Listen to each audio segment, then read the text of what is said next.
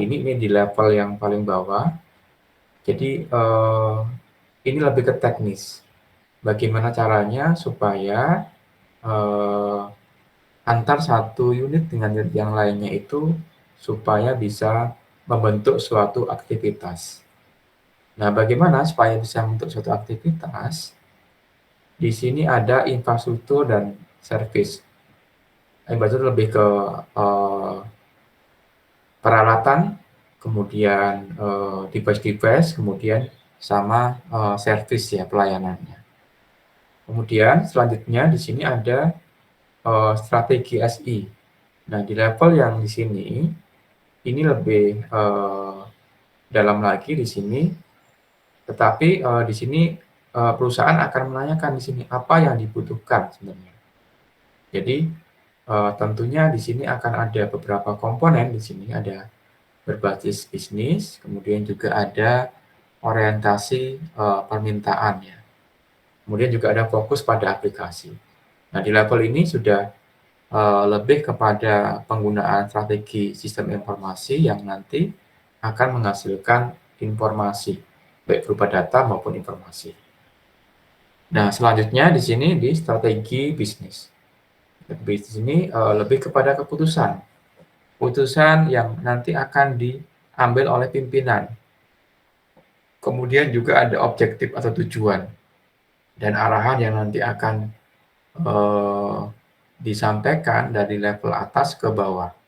Jadi kalau kita lihat sifatnya kalau kebijakan atau arahan itu ada yang top down maupun bottom up. Kalau top down itu ya dari atas ke bawah. Kalau bottom up biasanya dari bawah ke atas. Nah, di sini di level strategi bisnis ini akan menghasilkan suatu perubahan. Perubahan apa? Dari kebijakan yang sudah dilakukan oleh perusahaan.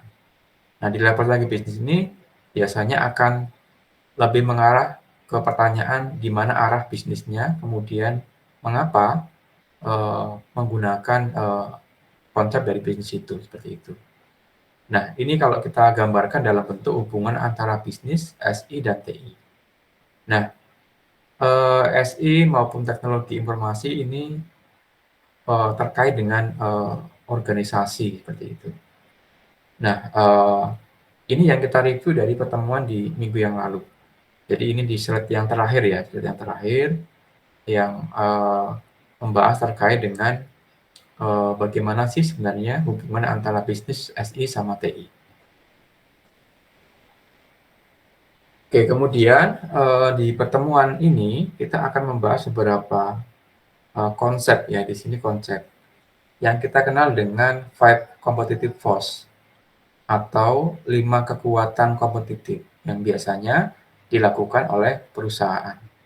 Nah, ini terkait dengan apa? Terkait dengan strategi dari generiknya, kemudian value chain-nya, terkait dengan rantai nilainya, kemudian juga rantai nilai yang extend ya, ini diperpanjang, kemudian juga apakah IT itu IT meter ini lebih kepada IT itu tidak apakah IT itu peduli atau tidak, kurang lebih seperti itu. Jadi ini yang akan kita bahas. Tentunya setiap perusahaan punya strategi sendiri-sendiri terkait dengan penerapannya seperti itu.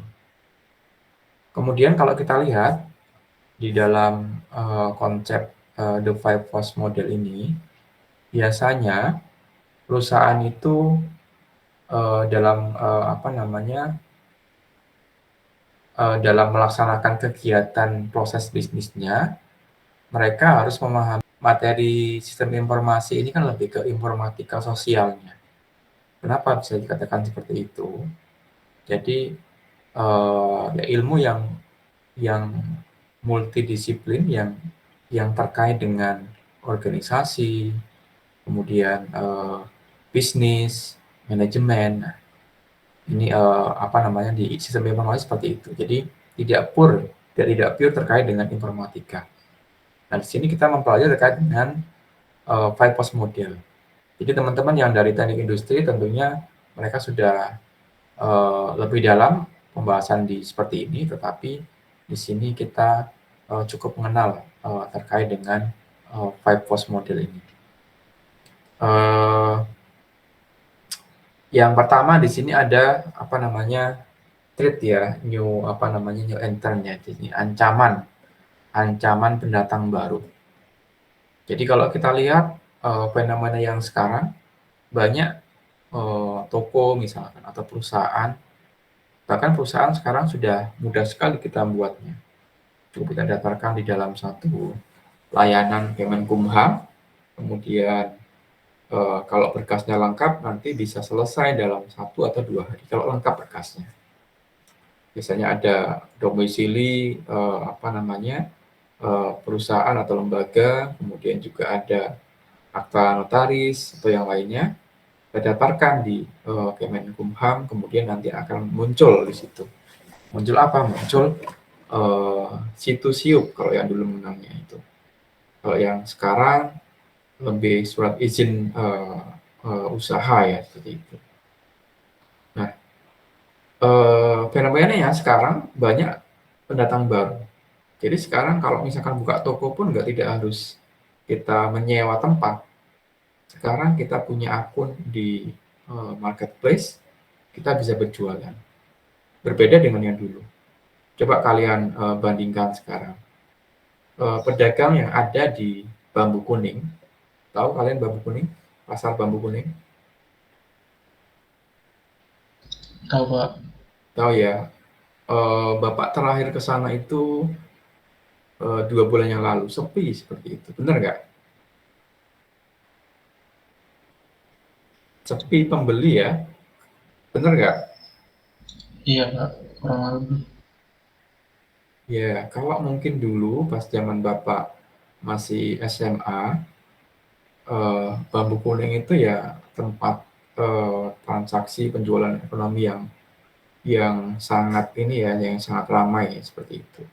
Tapi sekarang dengan adanya marketplace, orang itu lebih suka belanja, tidak harus ke tempatnya langsung, cukup memilih dari marketplace-nya. Jadi ini juga menjadi tantangan di ancaman baru seperti itu. Nah, bagaimana strategi mereka? Nah, ada beberapa toko ataupun pedagang yang dia sudah mempunyai marketplace sendiri. Jadi di situ digunakan untuk display, kemudian untuk menangani pelanggan-pelanggan lama yang sering ke situ. Jadi seperti itu, mereka sudah mulai memikirkan bagaimana supaya tetap bertahan. Gitu. Nah, ini juga menjadi ancaman pendatang baru. Nah, ini saya bilangnya di sini bukan hanya perusahaan ya, tetapi juga pelaku bisnis, diantaranya adalah toko-toko yang ada di Bambu Kuning. Kemudian daya tarik pembeli atau bargaining power of buyer ya di sini. Jadi sekarang kalau kita lihat daya tarik pembeli itu sekarang sudah bisa membandingkan ya, bahkan ketika kita melihat di marketplace misalkan, kita bisa pilih filter di situ dengan produk yang sama, mana yang lebih murah seperti itu. Mudah sekali. Kalau dulu mungkin ketika kita mau membandingkan, kita harus keliling-keliling dulu. Nah, sekarang lebih mudah seperti itu. Nah, sekarang pembeli itu punya daya tawar. Nah, bagaimana strateginya supaya perusahaan itu bisa menjual tapi bisa mendapatkan keuntungan seperti itu. Nah, itu yang menjadi tantangan di dalam suatu perusahaan. Kemudian juga yang selanjutnya adalah bargaining power of supplier atau daya tawar dari pemasoknya. Nah, pemasok ini biasanya lebih ke bahan mentah ya. Jadi supaya menjadi satu produk biasanya akan ada pemasok misalkan. Misalkan yang Bapak amati misalkan di beberapa perusahaan ya. Di perusahaan kalau dulu di daerah di Indonesia itu, daerah Cirebon itu menjadi supplier kerajinan. Kerajinan apa? Kerajinan seperti apa? Kalau dalam bahasa Jawanya itu penjalin ya. Penjalin itu apa sih sebenarnya sih? Rotan ya, rotan. Jadi daerah Cirebon itu dulu tahun 90-an itu mereka berjaya, banyak perusahaan-perusahaan yang mengekspor ke Cina, kemudian ke Turki.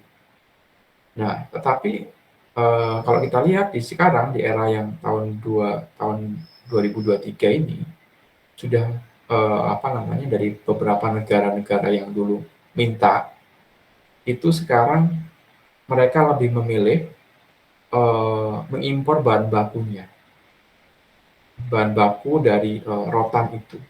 Jadi rotan yang dari Kalimantan yang dulu dikirim ke Cirebon, kemudian diolah sama pengrajinnya. Sekarang negara Cina dan Turki itu tidak minta dalam bentuk ini produk jadi, tapi mereka lebih memilih ke bahan bakunya. Jadi memilih bahan baku yang rotan yang masih mentah, kemudian baru mereka olah seperti itu.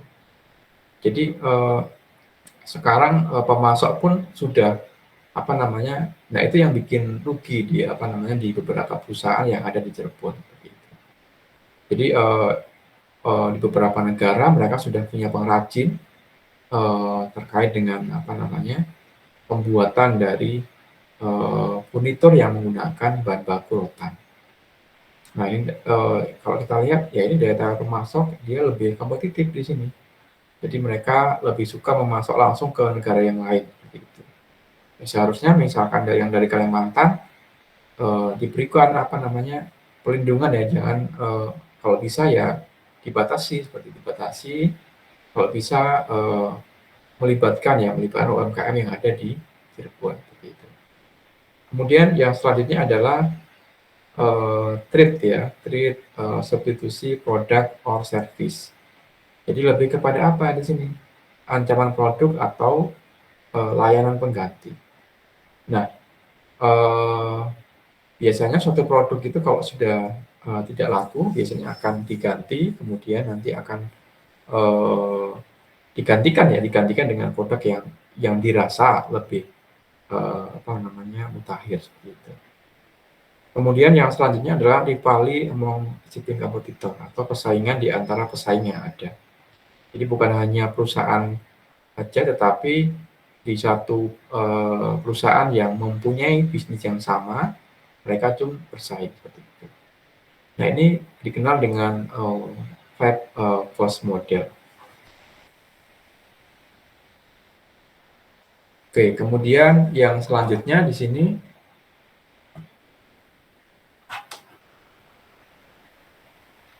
nah, ini penjelasan dari poin yang pertama atau rivalry among shipping competitor. Persaingan di antara yang ada. Jadi kalau kita lihat di sini di beberapa perusahaan tentunya ada yang berkembang, ada yang lambat seperti itu. Kemudian biasanya di suatu industri itu dia akan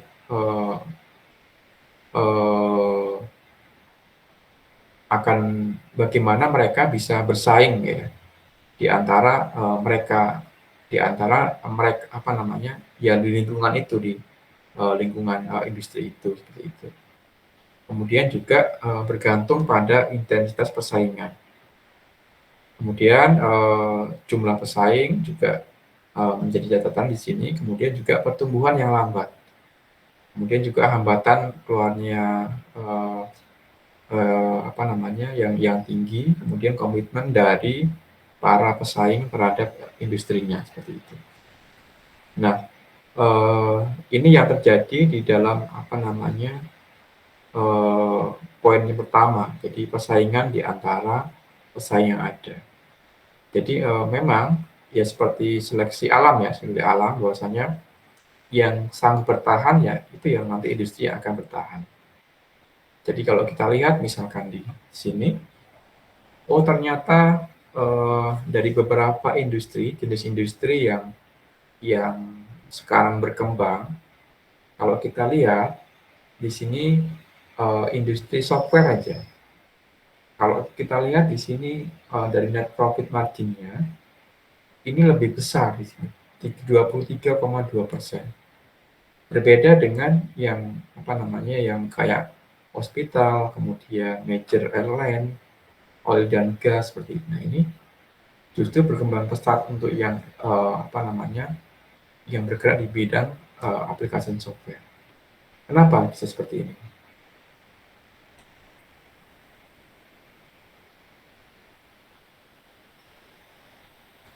Oke, kalau kita lihat di sini di industri yang di bidang aplikasi software ini, mereka tidak perlu lagi investasi berupa device misalkan. Misalkan di beberapa industri, misalkan di airline aja, ya mereka harus investasi pesawat, kemudian perawatan, kemudian juga suku cadang. Berbeda dengan industri di software. Jadi minim tempatnya pun tidak terlalu banyak menggunakan tempat, kemudian juga paling lebih kepada peralatan-peralatan ya. Jadi untuk cost-nya pun lebih lebih lebih sedikit seperti itu. Jadi berbeda dengan beberapa perusahaan yang mereka harus investasi infrastrukturnya yang setiap tahun pasti akan berkurang dari nilai dari barangnya. Berbeda kalau yang software ya. Jadi karena di situ lebih ke software, jadi tidak banyak harus mengeluarkan ya. Mengeluarkan apa? Mengeluarkan seperti perangkat-perangkat yang setiap tahunnya akan turun nilainya seperti itu. Jadi ini yang berkembang beberapa industri. Jadi memang benar seperti seleksi alam, berarti alam mana yang berkembang, nah itu ya.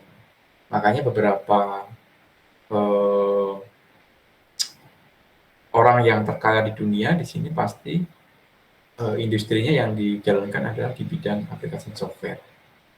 Jadi memang ya tidak banyak modal, tetapi nilainya akan bertambah terus setiap tahun. Kemudian yang poin yang kedua adalah threat new entrant atau ancaman pendatang baru. Jadi biasanya setiap kali ada perusahaan baru, pasti mereka akan punya strategi bisnisnya masing-masing. Biasanya mereka akan menggunakan strategi terkait dengan pemasaran atau yang lainnya. Untuk apa? Untuk mendapatkan pangsa pasar. Nah, ada yang berupa diskon atau yang lainnya. Nah, itu bagian dari strategi mereka. Kemudian kalau kita lihat seperti apa sih sebenarnya ancaman pendatang baru itu. Jadi contohnya misalkan sebuah perusahaan yang di bidang IT misalkan. Kalau kita lihat di klasifikasi bidang usahanya, ya di bidang software misalkan. Jadi di bidang software pun untuk domisili lembaga tidak harus berupa tempat yang kantor ya seperti itu. Yang rumah yang difungsikan untuk startup pun bisa sekarang. Jadi bisa digunakan untuk tempat tinggal, kemudian juga bisa digunakan untuk pengembangan softwarenya. Kemudian juga biasanya di startup ini ya sedikit karyawan ya, biasanya double begitu. Kemudian hampir tidak ada pengalaman gitu. Nah di sini terkait dengan pendatang baru ini, jadi perusahaan yang lama atau petahana atau incumbent ya di sini, ini akan menemukan cara untuk apa? Untuk ya bagaimana caranya supaya nggak kalah dengan pendatang baru dan bagaimana supaya mereka bisa survive ya di sini. Jadi banyak perusahaan yang menggunakan strategi khusus untuk ya supaya nggak kalah dengan pendatang baru seperti itu. Nah, hal seperti itu harus dipahami oleh setiap direktur perusahaan. Jadi ya harus paham. Jadi ternyata kalau misalkan strateginya pendatang baru seperti ini ya saya juga harus bisa membuat strategi yang bisa ya minimal bisa tidak kalah lah dengan perusahaan yang baru seperti itu. Nah, ini terkait dengan di poin 2, Trade of New Entry. Kemudian yang selanjutnya di sini, bagaimana caranya supaya bisa tidak kalah dengan pendatang baru? Ya, salah satu caranya misalkan bisa menekan harga. Menekan harga misalkan, oh yang ternyata dari bahan bakunya bisa kita efisienkan dengan penggunaan bahan baku yang nanti low cost ya dari pengolahannya. Kemudian biaya, kemudian juga tingkat investasi yang diperlukan. Untuk apa? Untuk bersaing. Kemudian biasanya akan perusahaan pendatang baru itu akan melakukan apa? Disertifikasi dari pasar ya, gitu. Jadi contohnya misalkan ini beberapa perusahaan, terutama di perusahaan air minum di sini, Pepsi ya, dia memasuki industri air minum membuat yang kemasan ya. Kemudian juga Microsoft mulai menawarkan browser internet. Kemudian kalau yang sekarang sudah banyak sekali aplikasi yang dikembangkan oleh Microsoft. Kemudian Apple mulai apa? Memasuki bisnis distribusi musik. Jadi mulai berkembang dengan kebutuhan yang ada seperti itu. Nah, ini beberapa strategi perusahaan yang dilakukan supaya mereka bisa bertahan. Kemudian kalau kita lihat di sini contohnya misalkan beberapa perusahaan yang dia bergerak di bidang kupon online ya. Ini menyediakan apa? Sertifikat hadiah diskon yang nanti akan bisa ditukarkan ke perusahaan. Kemudian nanti bisa di perusahaannya ini kalau kita lihat di mana nih, di Toronto ya. Gitu. Ini contoh-contoh strategi dari perusahaan. Oke, kemudian yang selanjutnya adalah hambatan untuk masuk ya. Nah, barrier to entry. Jadi biasanya setiap perusahaan ini akan membuat skala sisi penawaran ya. Kemudian juga akan membuat manfaat dari sisi permintaan ya.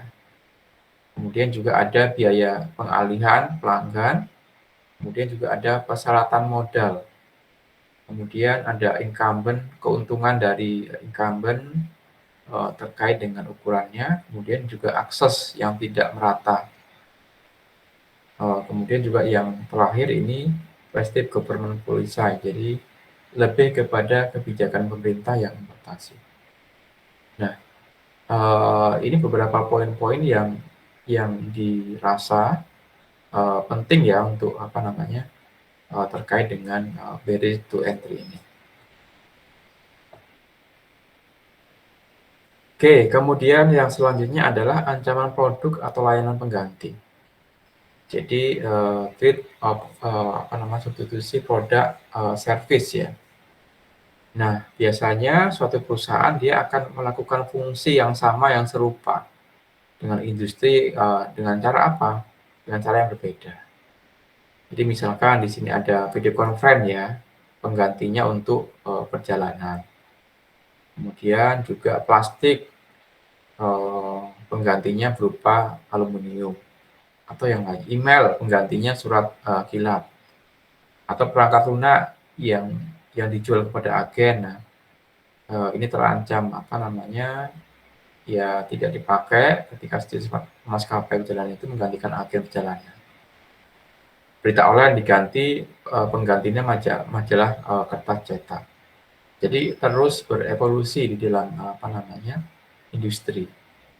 Kalau dulu kita banyak membaca koran online, koran cetak ya, sekarang sudah tidak perlu beli lagi, tinggal kita menggunakan smartphone sudah bisa mengakses berita online. Oke, kemudian yang selanjutnya adalah bargaining power of supplier atau tawar-menawar kekuatan pemasok. Jadi biasanya pemasok itu dia akan menangkap ya lebih banyak terkait dengan nilainya supaya harga dari yang ditawarkan itu lebih tinggi seperti itu. Nah, kemudian juga di pemasok ini dia akan membatasi kualitas layanannya. Dengan apa? Dengan mengalihkan biaya kepada para peserta industri. Nah, contohnya misalkan Microsoft ini. Microsoft ini dia berkontribusi terhadap apa? Keuntungan membuat komputer, kemudian dia akan menaikkan harga pada sistem operasinya. Jadi tentunya kalau misalkan dinaikkan harga dari sistem operasinya juga nanti akan memberikan kekuatan bagi si pemasoknya.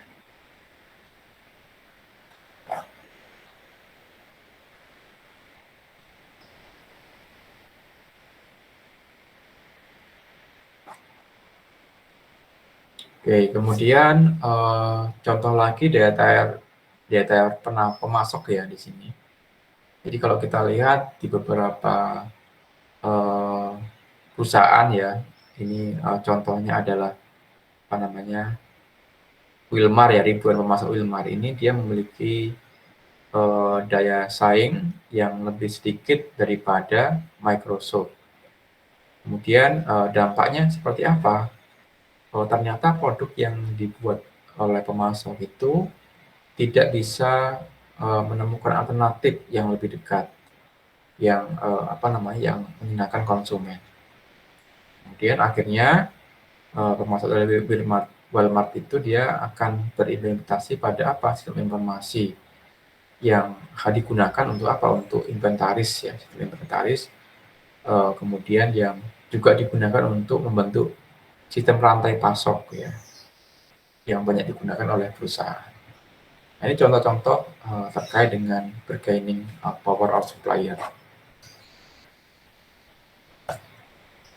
Oke, kemudian yang selanjutnya adalah bargaining power of buyer atau pembeli, daya tawar pembeli. Jadi pembeli pun punya daya tawar sendiri. Jadi kekuatan pembeli ini dia akan meningkat kalau misalkan pemasok juga melakukan diskon yang besar dan layanan khusus. Jadi biasanya di suatu swalayan atau perusahaan dia akan menggunakan strategi diskon. Padahal kalau dihitung harganya juga dinaikkan juga seperti itu. Tapi memang yang menarik memang diskonnya 50% misalkan. 50% ternyata harganya dinaikkan 50% juga ya sama aja. Dia hanya untuk strategi aja. Gitu. Biasanya kemudian ada barang-barang lama yang didiskon ya supaya nanti pelanggan tertarik. Kemudian juga seorang pemasok yang yang menguntungkan, kemudian juga pembeli juga bisa menggantikan juga seperti itu. Nah, itu beberapa contoh terkait dengan daya tawar pembeli.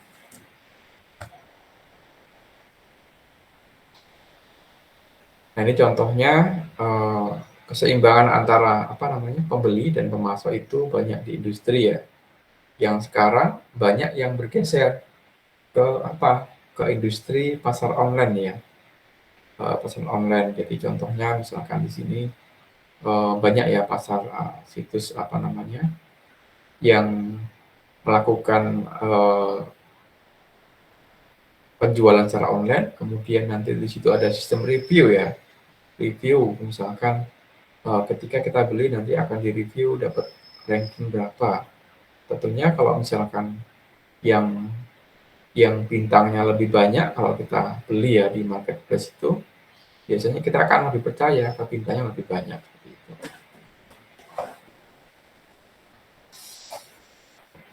Oke, kemudian bagaimana pemakaian bypass model? Jadi contohnya di sini adalah buyer power ya. Yang kedua di sini ada supplier power atau yang dikenal dengan B2B marketplace. Nah, jadi B2B itu lebih ke layanan internet yang dia mempertemukan antara apa? Pembeli dan penjual. Kemudian ancaman dari produk atau jasa pengganti. Kemudian juga ancaman bintang baru, kemudian juga persaingan antar pesaing yang ada. Jadi kalau kita lihat beberapa konsep yang tadi dibahas ini sudah banyak yang menggunakan ya. Jadi contohnya di sini ada B2B ya, jadi tanpa lewat apa namanya calo, sekarang dipertemukan antara pembeli dan penjual. Jadi lebih murah seperti itu. Oke, kemudian yang selanjutnya di sini ada faktor-faktor yang mempengaruhi terkait dengan 5 kekuatan tadi itu, 5 force of rate ya. Jadi kelima kekuatan ini akan menentukan struktur dari industri dan potensi keuntungannya. Kemudian juga beberapa faktor eksternal ini dia akan mempengaruhi bagaimana kekuatan itu bisa beroperasi. Contohnya apa? Teknologi dan inovasi, distributif apa namanya? Teknologi dan inovasi dari apa namanya? Distributif teknologi dan inovasi. Nah, ini yang sekarang berkembang. Jadi industri itu banyak dipengaruhi oleh perkembangan teknologi dan inovasi seperti itu. Kemudian di sini ada faktor apa namanya? Di sini ada beberapa faktor yang mempengaruhi dari 5 force of rate ini. Contohnya di sini ada teknologi yang distribusi teknologi atau teknologi misalkan contohnya di sini ada suatu perusahaan atau layanan baru yang sering kali muncul di suatu apa namanya kemajuan teknologi, kemudian akan membentuk kembali suatu industri. Kemudian subtraining teknologi ya, ini lebih kepada teknologi yang berkelanjutan untuk apa? Untuk menawarkan perbaikan yang memberi apa? Memberi keuntungan marginal ya, itu. Oke. Ini beberapa contoh distribusi teknologi ya. Jadi kalau kita lihat eranya, kalau yang dulu misalkan ada apa namanya steamship ya, ini apa nih kapal uap ya, kapal uap. Digantikan dengan apa? Dengan kapal layar. Jadi ini yang menggantikan produk dan apa ya dan layanannya seperti itu. Kemudian email, dulu ada postal mail ya. Kemudian musik CD di sini sekarang apa namanya yang menggantikan dari vinyl record, kaset. Kemudian printer map ya. Ini yang menggantikan sekarang GPS. Kemudian dulu kabel TV, sekarang internet video. Yang sekarang berkembang contohnya adalah cloud computing ya, yang apa namanya yang menggantikan dari data center, kemudian yang lainnya. Jadi memang distribusi teknologi itu sekarang ya berkembang. Jadi ya kita harus bisa menyesuaikan, industri perusahaan pun harus bisa menyesuaikan. Kalau sekarang eranya menggunakan cloud computing ya berarti perusahaan pun harus mengikuti perkembangan yang ada. Kemudian di sini ada government policy, apa namanya kebijakan dan tindakan pemerintah ya. Jadi biasanya suatu pemerintah ya di sini akan memberikan kebijakan dan prioritas terkait dengan apa? Pendanaan ya. Pendanaan bagaimana supaya industri itu bisa tetap beroperasi dan bisa berkembang. Nah, makanya beberapa kebijakan pemerintah sekarang misalkan dari pajaknya misalkan, kemudahan prosesnya untuk apa namanya untuk pendirian dari suatu perusahaan, izin-izinnya nah sekarang dipermudah. Kemudian paten ini mengurangi ancaman pendatang baru. Kemudian juga pinjaman biaya rendah untuk apa? Untuk usaha kecil yang dapat meningkatkan ancaman. Nah itu, kemudian juga ada layanan dan produk gratis. Kemudian juga ada apa namanya post major ya, ini acara apa namanya post major terkait dengan misalkan seperti badai, kemudian salju atau pandemi yang kemarin itu. Ini seperti apa namanya faktor-faktor yang mempengaruhi terkait dengan pipe overhead ini.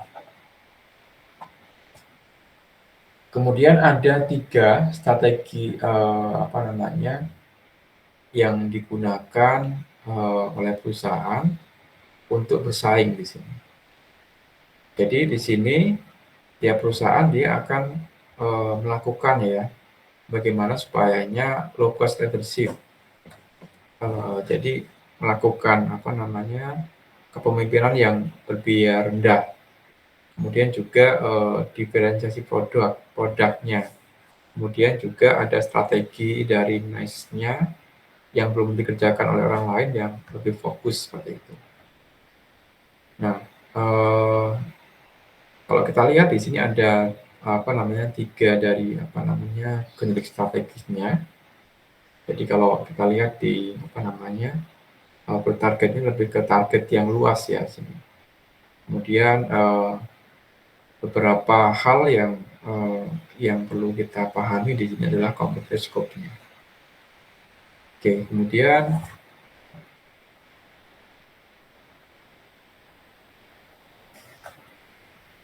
contohnya di sini misalkan cost leadership ya, jadi kepemimpinan apa namanya yang apa namanya yang biaya yang rendah seperti itu. Jadi biasanya akan dilakukan contohnya di sini menawarkan produk serupa dengan harga apa yang lebih rendah dibandingkan dengan pesaing. Beberapa perusahaan misalkan Air Asia atau yang lainnya mencoba menawarkan, oh ternyata ini lebih murah seperti itu. Kemudian juga bagaimana misalkan terkait dengan teknologi yang dimiliki, kemudian juga mengejar dari akses ekonominya, kemudian juga akses dari informasi ke bahan baku, atau juga bisa berupa layanan yang berkurang seperti itu. Oke, kemudian ini adalah diferensiasi. Jadi biasanya kalau di fitur-fitur yang apa namanya yang digunakan khusus ya atau add-on ini, biasanya pelanggan bersedia membayar lebih. Jadi misalkan layanan untuk apa namanya yang eksekutif seperti itu. Biasanya beberapa pelanggan ya lebih suka layanan yang eksekutif. Kenapa? Karena memang di situ dari layanannya lebih bagus, kemudian juga jaminannya lebih bagus atau yang lainnya. Kemudian diferensiasi bisa juga dilakukan dengan apa? Dengan menyediakan produk atau layanan yang dianggap unik. Nah, yang unik ini tentunya pasti akan diburu oleh pembeli. Contohnya apa misalkan? Misalkan suatu produk tas yang mahal ya, dia buat dengan hanya 10 seri aja. Siapa yang nanti yang berkenan membeli, yaitu nanti hanya 10 saja. Itu kadang-kadang orang yang apa namanya kolektor akan memburu seperti itu. Kemudian diferensiasi, kemudian pembeli di sini. Pembeli contohnya misalkan ada McD, Apple apa namanya iPhone atau yang lainnya. Nah, itu yang dilakukan oleh perusahaan. Ada yang menggunakan teknik diferensiasi.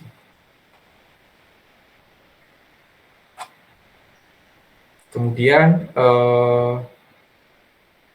ada juga yang fokusnya lebih ke apa namanya ya barang yang bagus ya di sini. Jadi untuk pelanggan atau grup yang memiliki preferensi khusus di sini, ini nanti akan disesuaikan dengan produk dan layanan yang mereka buat. Jadi misalkan disesuaikan dengan preferensi penggunanya seperti itu. Kemudian juga bervariasi di sini. Fokus pada biaya perusahaan mencari keunggulan. Kemudian diferensi fokus pada perusahaan yang mencari ya kebutuhan khusus atau special need di sini.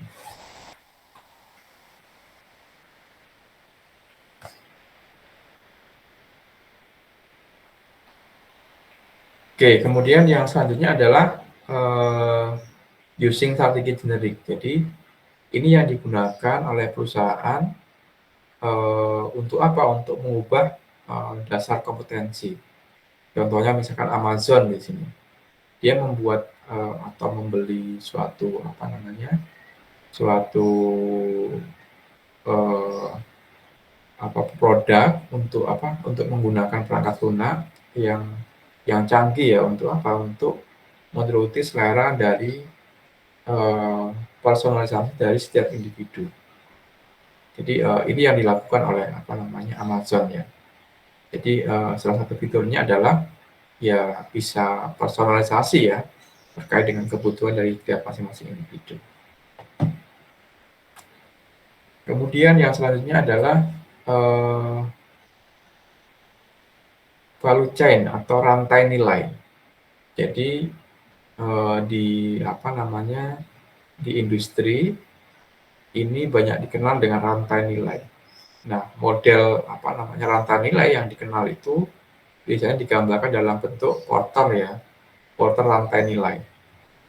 Nah, ini intinya adalah kegiatan yang menggambarkan bagaimana kegiatan itu bisa dilakukan oleh perusahaan yang nanti akan membawa dari mulai bahan baku mentahnya, kemudian nanti akan ditransformasikan sampai kepada pemasaran produk atau sampai kepada layanan pembeli. Nah, rantai nilai ini yang terkait dengan sistem informasi juga. Jadi kalau kita lihat misalkan yang berkembang sekarang dari IT ya adalah terkait dengan blockchain. Awal mulanya kan dari rantai nilai seperti ini. Jadi ini yang berkembang sekarang. Kemudian kalau kita lihat contohnya di sini dari value chain-nya ya di sini ya. Jadi akan membentuk rantai yang nanti akan terhubung dimulai dari dari bagian-bagian tertentu yang nanti akan menghubungkan sampai kepada suatu produk itu sampai kepada pembeli seperti itu.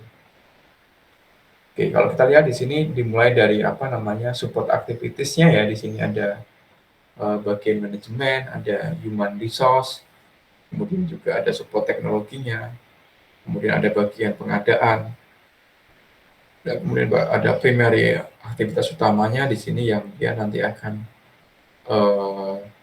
mengolah ya dari bahan baku sampai kepada customer support-nya.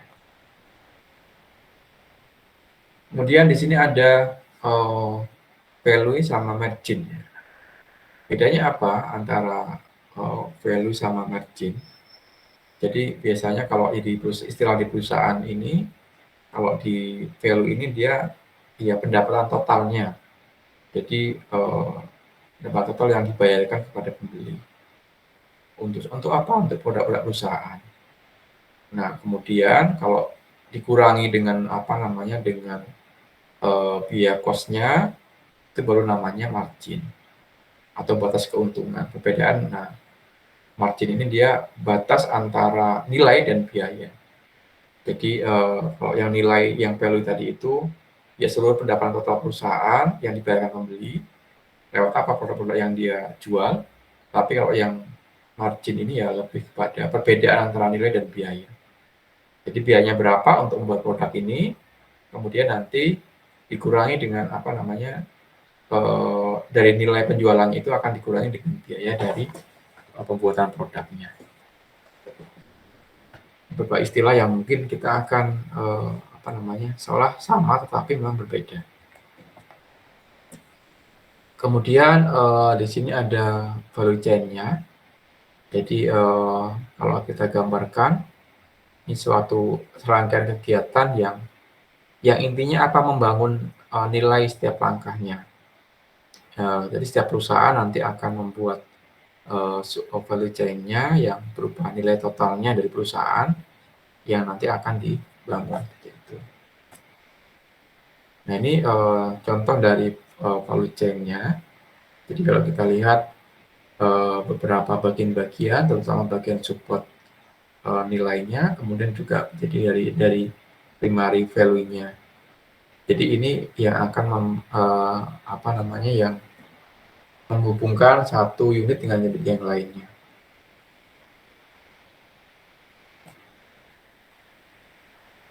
Oke, kemudian di sini ada value chain ya. Jadi dari mulai inbound logistik, bagian operasi, kemudian juga ada outbound logistik sampai kepada pelayanan.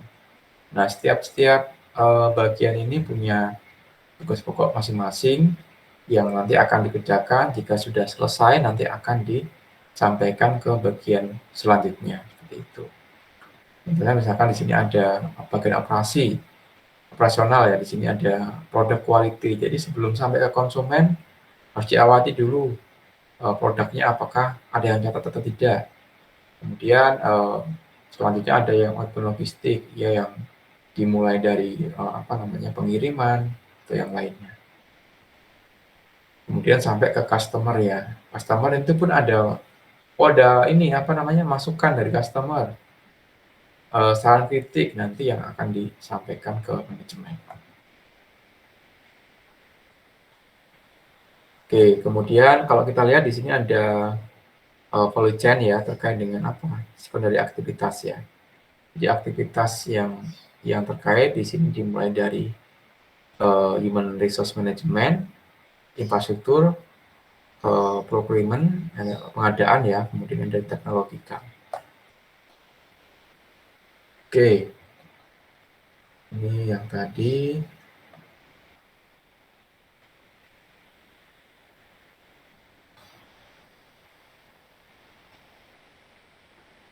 Nah, kalau kita lihat, value chain itu awalnya untuk industri manufaktur.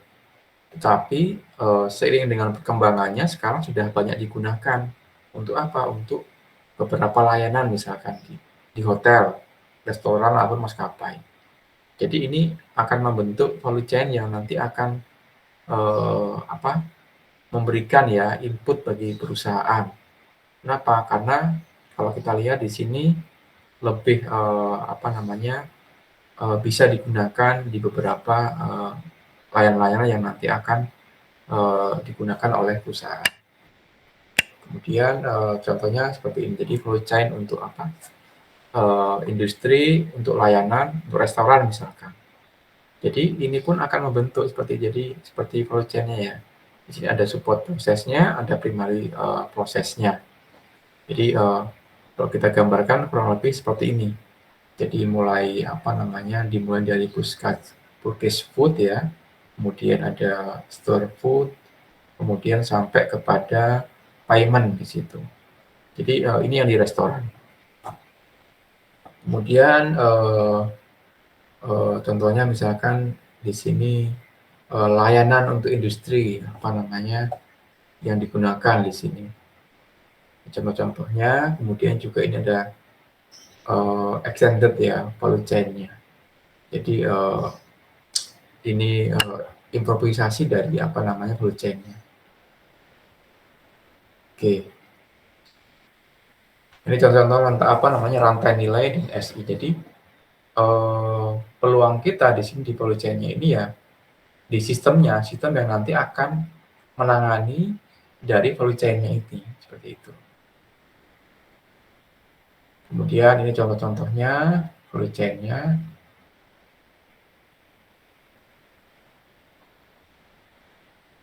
Nah, kemudian ini ya kalau kita lihat di bagian base supply chain ya di kasus trading exchange ini juga akan membentuk juga suatu value chain yang nanti dia akan menghubungkan satu unit dengan yang lainnya.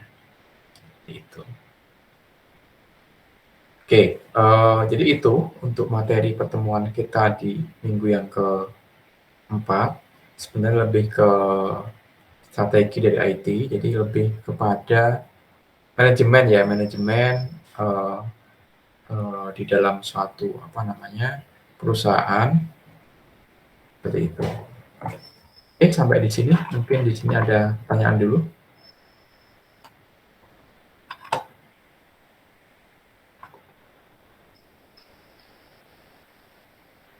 Kamera saya mati ya.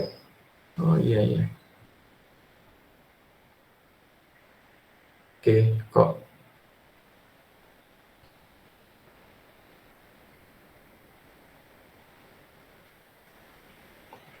mohon maaf ya, seharusnya kamera saya dihidupkan, tapi ternyata kok mati ya. Baik, seperti itu. Ada pertanyaan di sini? Iya, Tobi dulu. Iya, silakan Tobi. Pak, mengenai tadi yang Five Force Model, itu ada kaitannya dengan, kan kita tahun lalu banyak startup yang khususnya di Indonesia yang ngelakuin layoff ya Pak. Itu ada kaitannya nggak Pak dengan Five Force Model tadi Pak? Nah tentunya kalau terkait dengan startup itu ya pasti ada kaitannya. Kenapa? Jadi kalau misalkan sekarang perusahaan-perusahaan itu ya dia menggunakan konsep yang sama.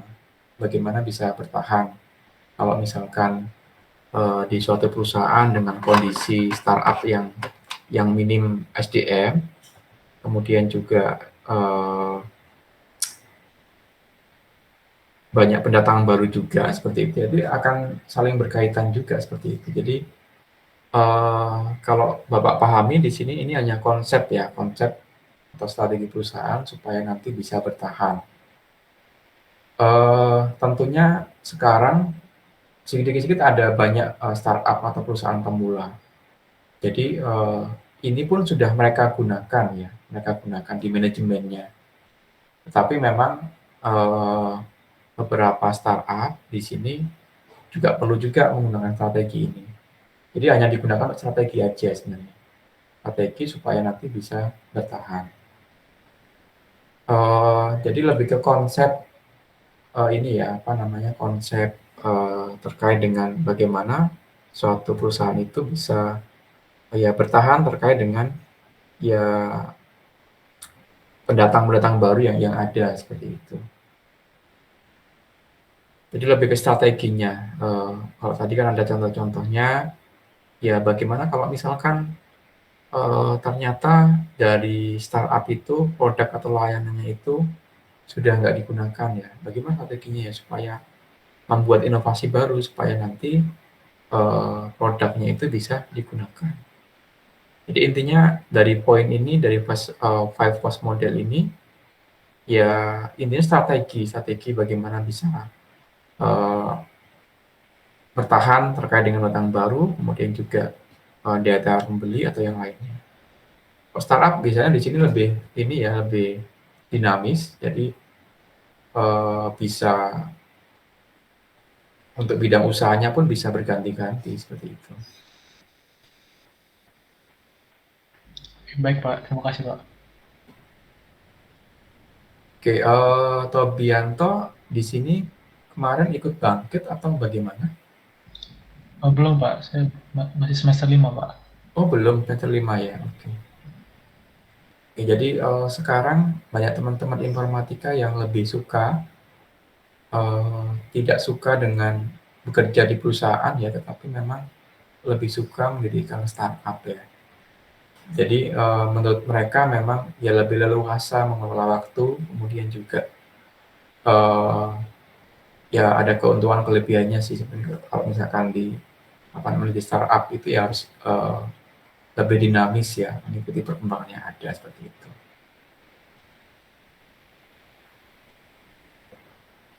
Baik Pak, terima kasih Pak. Ini lebih materinya ke manajemen ya, manajemen. Jadi ya sistem informasi ini ya banyak lebih ke informatika sosial ya.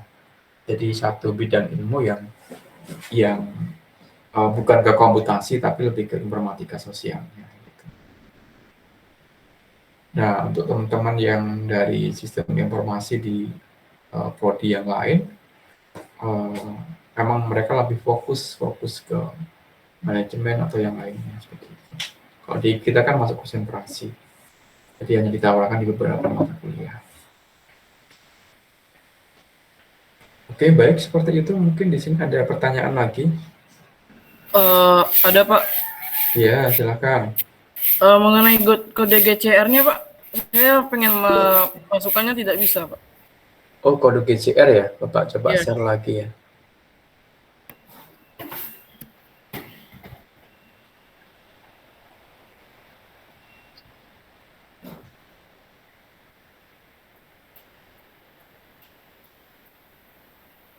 Ini Bapak copy aja ya.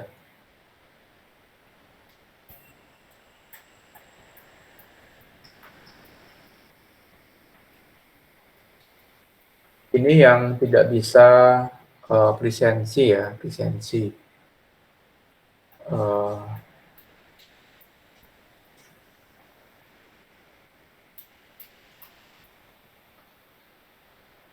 Pak, mohon maaf ya tidak bisa offline karena lagi tidak fit Bapak. Jadi Mohon maaf Pak, kodenya tidak bisa Pak. kodenya nggak bisa. Iya. Oh gitu. Coba kalau Bapak kirim link seperti ini bisa nggak? Kalau link seperti ini bisa nggak? Sebentar.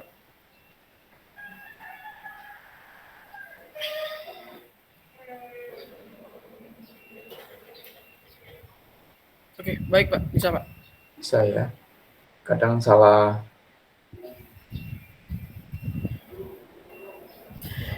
Makasih Pak. Oke, sama-sama.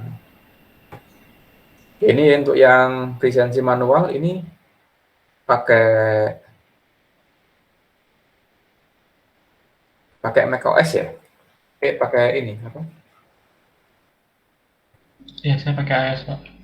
Oh iya.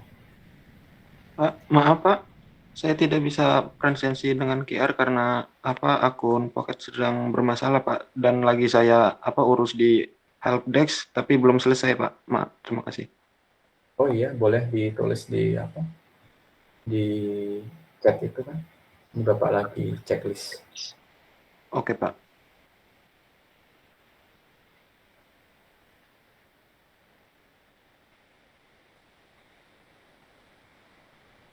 Ini Bapak lagi checklist sampai kepada Ken Anissa. Setelah ini kalian ada perkuliahan lagi?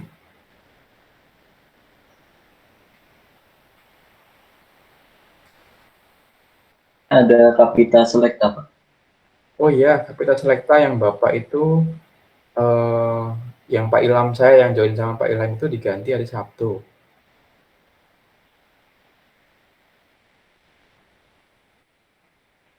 Karena banyak yang bentrok, jadi diganti hari Sabtu.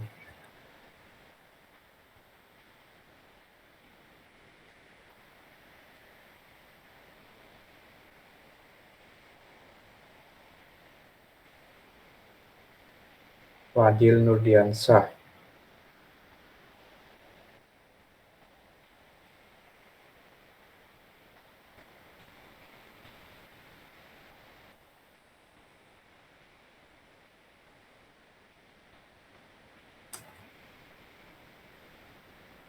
Oke, sebentar ya sampai Nova Yutavia.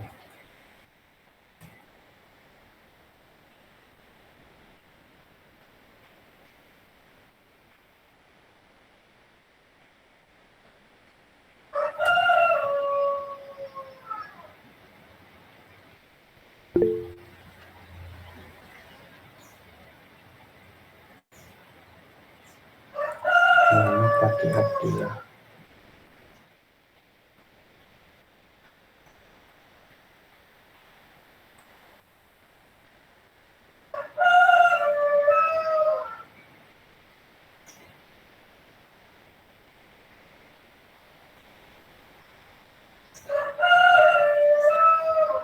Ignatius Krishna ya.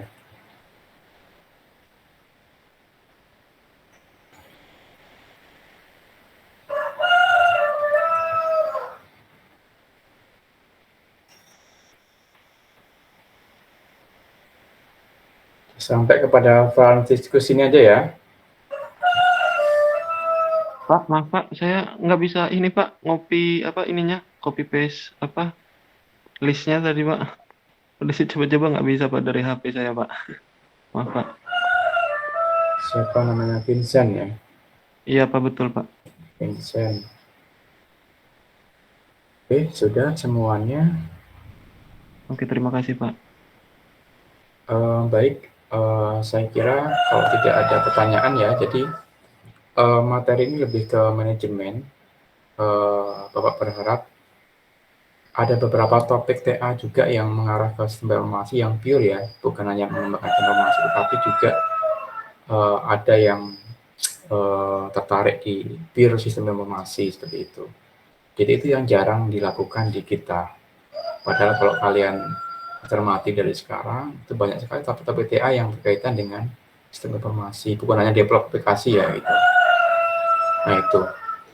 Nah, materi ini menjadi kata kunci supaya kalian bisa mencari terkait dengan karya tulis yang nanti akan kalian buat. Karya tulis TA di sini maksudnya.